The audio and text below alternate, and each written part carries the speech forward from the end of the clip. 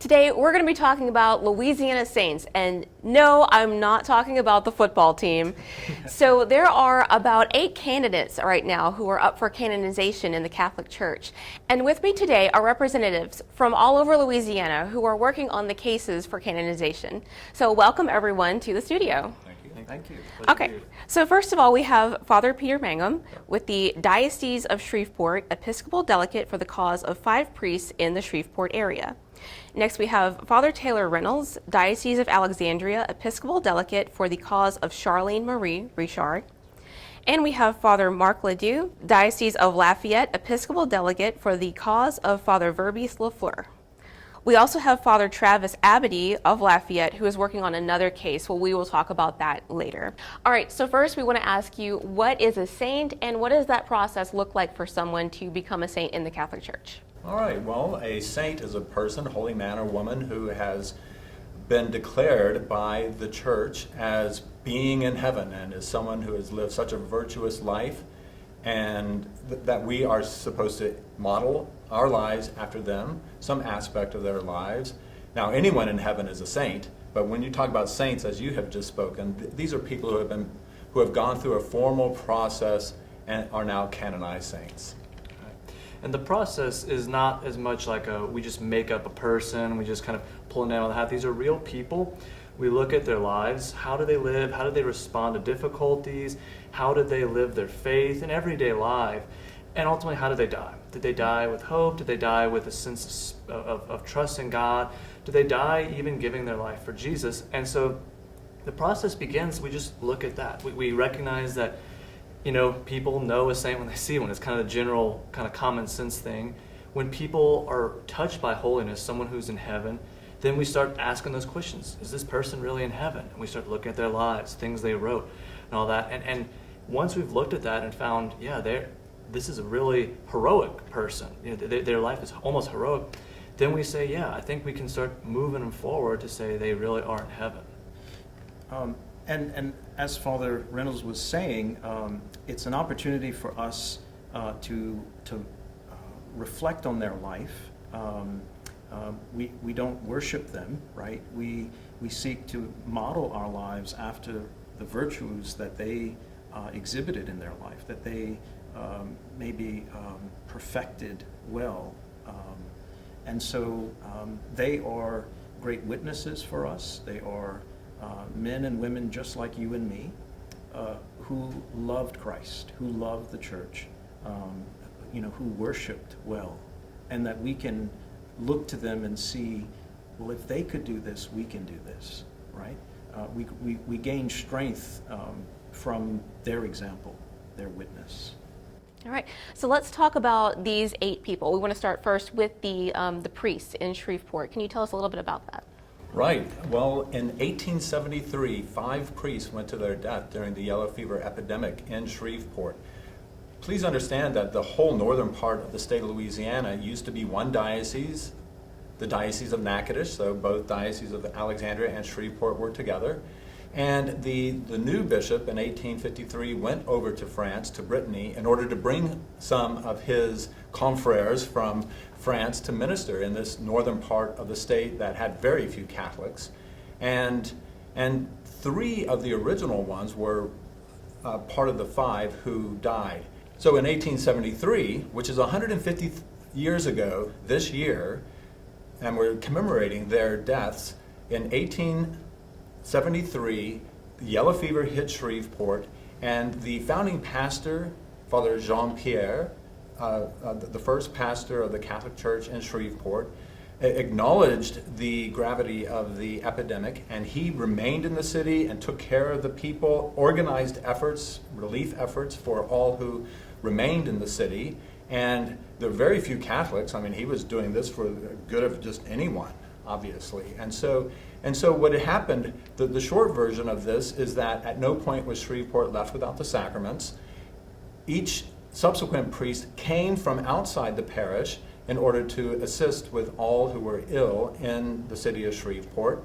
And each one went to their death, one right after the other. A quick example is the priest who was from Natchitoches, who the people were saying, please do not go up to Shreveport. Don't go. You're going to die. And he said, I know I am going to my death. It is the surest and shortest path to heaven. So he went with a conviction of laying down his life for people he didn't even know. Same thing with regards to Father Louis Gergaud from Monroe. He too got a telegram that the priest before him was dying of the yellow fever, and got in the stagecoach, and the people did not want him to go. And nonetheless, he said, yes, I am going to go. He right there at that station said, please write to the bishop. I know I go to my death. It is my duty, and I must go. So these people, with such heroism and wanting to emulate that love of Jesus Christ, did exactly what they knew that they needed to do, even though it would cut their lives short. They went in, and now the church recognizes this cause, so that they would ultimately be recognized as saints. In June of this year, all of the bishops of the United States were gathered in conference, and they unanimously said that we should continue with this process.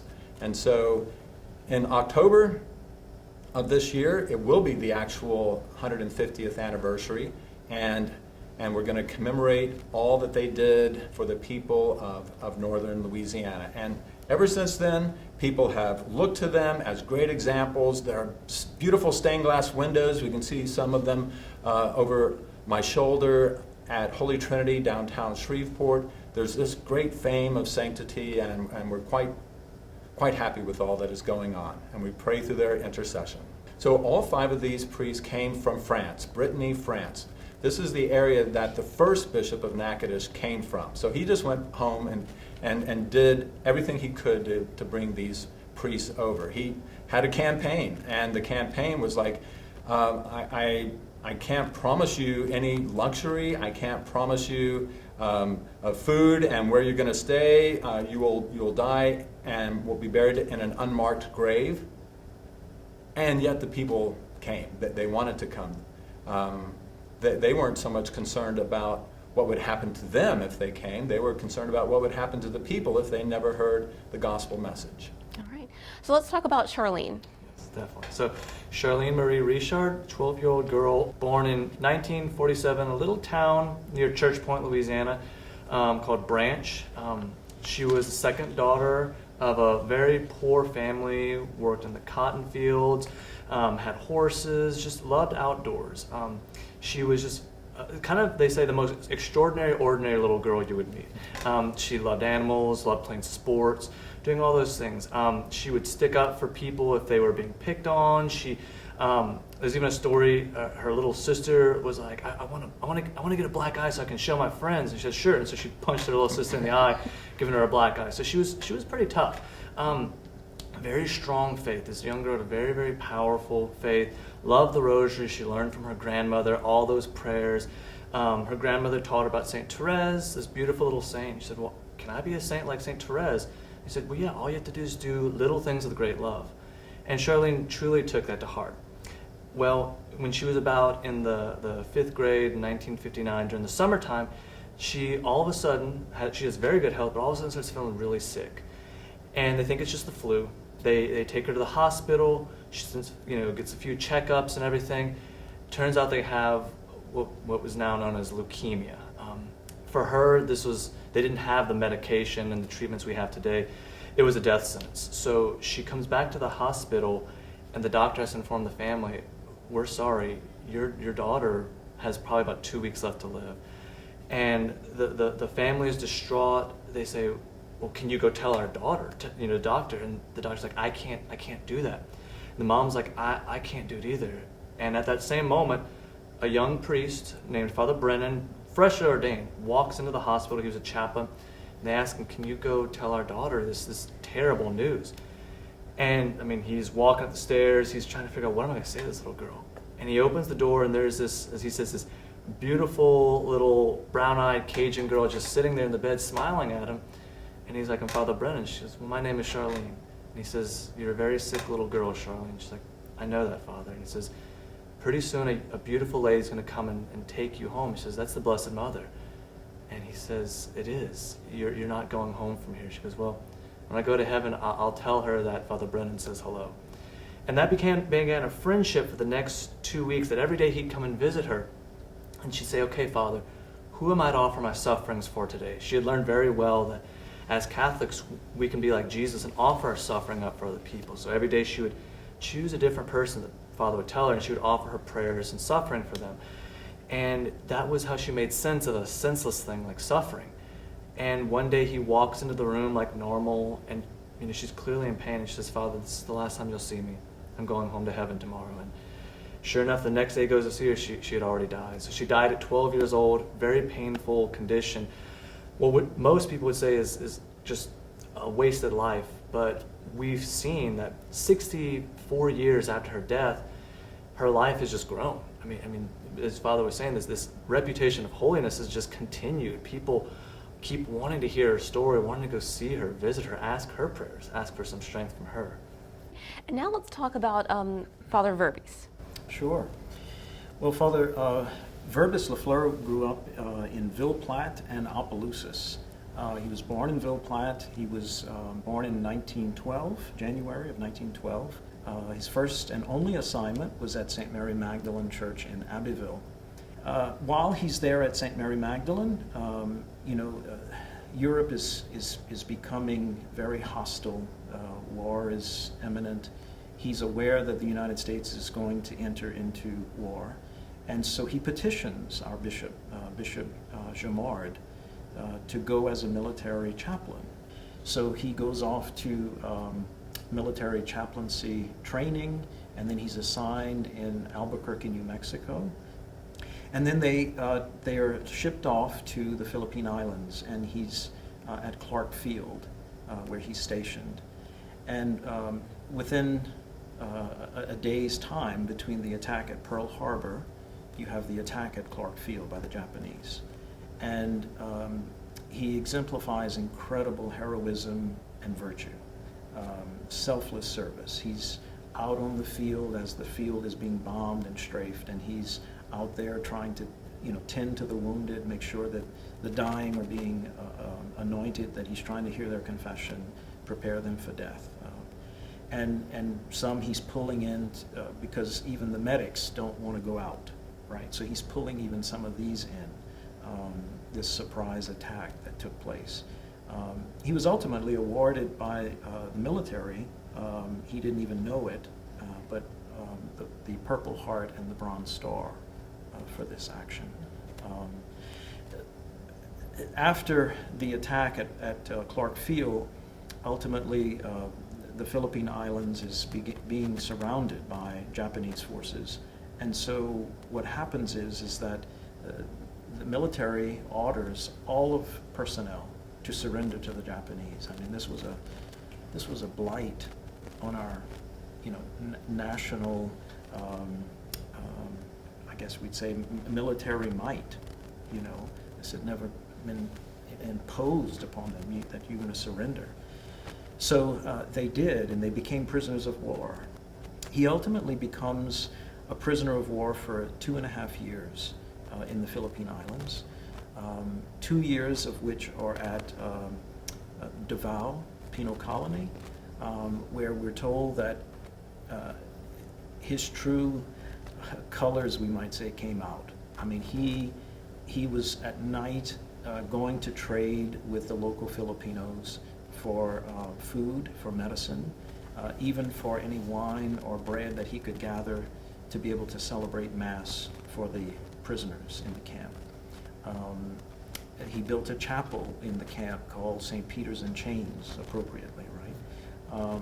He was part of a group known as Blood Brothers, that one or two would escape or try to escape, and the whole group would become just brutally beaten, or they would be put in some type of detention, and they would experience starvation for a period of time.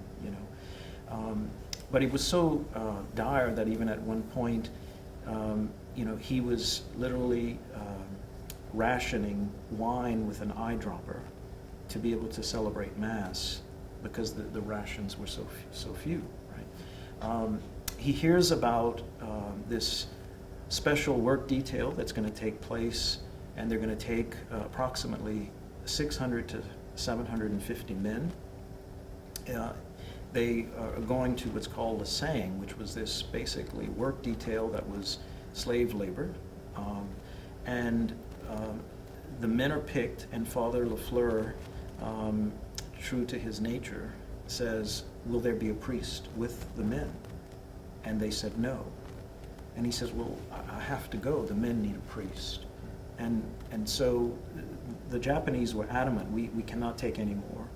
So we have been told that he traded places with one of the men. They told him he couldn't go because he was an officer. He was a first lieutenant, and they said, you cannot, officers cannot go. He said, well, I relinquish my position, and I will just go as a foot soldier. So he did. So on that work detail, ultimately they were loaded on a freighter ship. They were being taken to Japan to be used basically as leverage with the U.S. government. The USS Paddle submarine sees them in a convoy, and they're not flying the prisoner of war flag. And they look upon this hell ship called the Shinyu Maru as a freighter ship with cargo with ammunition and supplies for the Japanese. And they fire 2 torpedoes into the hull of the ship, where Father is with these 750 men. And the last time he was seen was trying to push men out of the hull of the ship to safety, to have an opportunity to swim to shore. 83 of the men, I think it was, made it to shore. And they all said, the last time they saw him was at the hull, and he kept refusing to leave. And they said, if there was just one more, he would have never left, to try to give them an opportunity. So an incredible story of, laying down his life. And we're hoping that his cause will be ultimately judged on that very passage. No greater love hath man than to lay down his life for his friends. A new pathway that Pope Francis has initiated through the Congregation of the Causes of Saints. So we're hopeful that he might be one of the first or the first that will be judged on that very passage of Scripture. Awesome. All right, and our final candidate is Nonko, right? Yes, so his actual name is Auguste Pelefig. He was born in France in 1888 and immigrated to South Louisiana. I'm not actually working on his case, Father Travis is, but he couldn't make it, so he asked me to speak on him. And he comes to Louisiana and he lives poverty. He lives amongst the poor people. He himself chooses to live very poorly. Because he's an educated man. He receives enough education that he volunteers to go and teach at the different schools, but he doesn't want to receive pay. He refuses to receive pay. He has a great devotion to the Sacred Heart, which is very, very prevalent in France, and he brings that to Louisiana. And kind of like what Father Verbies did, he started these little solidarities, little groups where people would get together and they'd have devotions and prayers. And he encourages this devotion to the Sacred Heart. He's just a man who, again, everywhere he goes, he just finds that little bit of holiness that he can live out. Whether it's walking on the street and visiting a sick person in the neighborhood, whether it's going and teaching in the school. He lives to be 89, which I think is kind of remarkable because a lot of times we think of these saints as they die very early from some unforeseen tragic thing, but he lived a very long life. He lived till 1977. He was very, very full life, we could say. And he just exemplifies, that holiness is not necessarily something completely extraordinary. We don't have to be on a prison of worship and blow up. We can do the things that are in literally our very backyard. We're doing with holiness, devotion to God. And I think one of the things I loved was when they try and take a picture of him, he would always hold up the newspaper or something. He never wanted any recognition. And I think that's just the other thing. The saints want all the glory to go to God. He definitely lived that out. All right, so let's talk about that historical significance. What does that mean for Louisiana to have 8 candidates for canonization in the Catholic Church? What does that mean? Yeah, well, I know Charlene and Father Verbies were both native to Louisiana, so having a native person, who is becoming a saint, it's very powerful. I think in America there's not many native-born saints, so that would be powerful, just that across the whole country. But I think it's also just, it acknowledges that Louisiana has a very strong faith. We're people of strong faith. We're people who have had to deal with a lot of poverty, but we made the best of it. And so I think that's very powerful. Anytime in the church that someone's declared a saint, it's incredibly historic. It means there's been a very thorough process that's happened. It also means that the entire universal church gives recognition to these areas. And for us, this would be, I think, some of the first saints that we've kind of driven straight up from our own soil and everything. All right, and everyone is called a servant of God at this point and stage of everything. So kind of walk us through that. What is, servant of God, blessed, saint? What does that look like, that process? Probably one of the most famous things about saints come up, and it's what we call the inquiry or the investigation about the miracles. Because what we say is if these people are in heaven, God kind of likes to give a little seal of approval by allowing a miracle to take place through their intercession. People who have asked, this person, that person to pray for a certain thing, and a miracle has happened. And when we say a miracle, we're not just talking about like, oh, I stubbed my toe and then I asked, Father Verbies to pray for me, and the next day it got better. We mean some very, very concrete, powerful, well-documented things. People who have had cancer, and then when the intercession took place, medically it disappeared, or just some very powerful things. And there's a full investigation that goes through, is this a real miracle? And once that has been declared, like this is a true miracle, again, that all gets sent to Rome. They do their own investigation. They look at it. They even have someone in Rome called the Devil's Advocate who does exactly that. He kind of goes through as much as he can, tries to poke holes in it. And if all that goes through, then the Pope calls them blessed. And a blessed, what we'd say is kind of, it's essentially the same thing as a saint, except it's only at a certain level, like a local level, that can call them and recognize them that. So if these are called blessed, Louisiana, we would be able to have like big celebrations for them, but maybe someone in New York City, maybe not. Depends on how that goes and everything. So on the local level, it's the bishop, because of that grassroots effort, who says you're servant of God. Then it goes to Rome, and then it is the Pope who says, okay, you're a venerable. Then we say it's God, because by means of these miracles, who says you're blessed, you are a saint. And so that's our prayer. We're praying through their intercession that one day these people of our state are going to be recognized for their holiness of life. And how wonderful that would be for our state to continue to have such a great devotion to these people, and in such a way that people are changing their minds, their hearts, and trying to genuinely live in accordance with God's will. All right. Well, I have one final question. We had a little Saints trivia, football. All right. I don't know if people know, but it's actually the Archbishop of New Orleans, Archbishop Hannon, who had made the recommendation that they be called saints. And it was taken up. And in fact, he was present for the Super Bowl when the Saints won their first Super Bowl. So it was very apropos that he was present for that occasion. Yeah, I think it wasn't also because they bought it on November 1st, which is the Feast of All Saints. All Saints, right. Yeah. Even better. All right. Yes, yeah, exactly. All right. Well, thank you all so much for talking with us today. We learned a lot. This is very good and very historical for Louisiana. So, Thank you for doing this. all right. Thank you.